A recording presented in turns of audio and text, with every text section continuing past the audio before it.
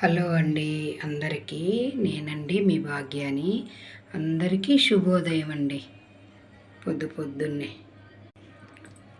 శనివారం పూజ అయితే ఇలాగా పొద్దున్నైతే ఇలా కంప్లీట్ అయితే అయిపోయింది ఫ్రెండ్స్.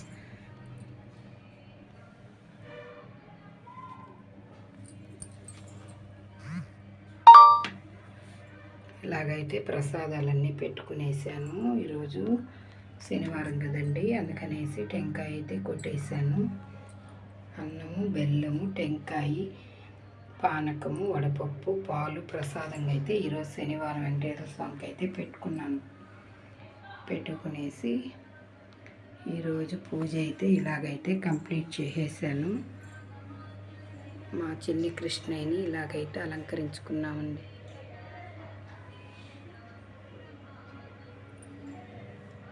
అమ్మవారు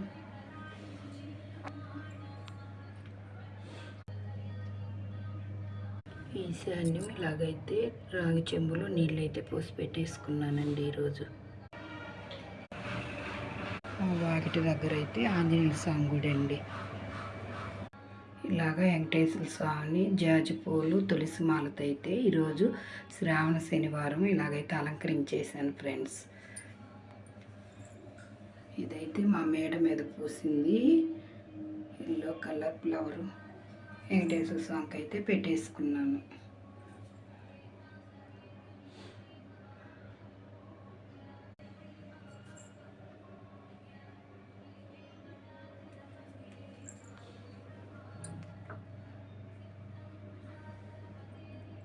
అన్నపూర్ణేశ్వరి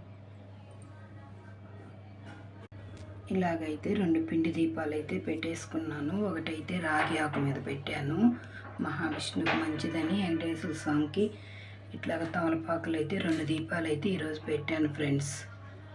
రాగి ఆకు దీపం కూడా చాలా మంచిది, అందుకని అలా పెట్టాను.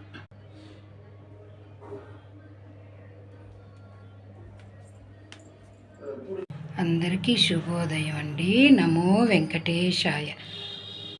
అందరూ బాగుండాలి, అందులో నేను ఉండాలని అయితే ఆ భగవంతుడిని ప్రతిరోజు అయితే నేను కోరుకుంటున్నాను ఫ్రెండ్స్. మరి అందరికీ ఉంటానండి. మరి శనివారం పూజ అయితే కంప్లీట్ అయిపోయిందండి, శ్రావణ శనివారం పూజ.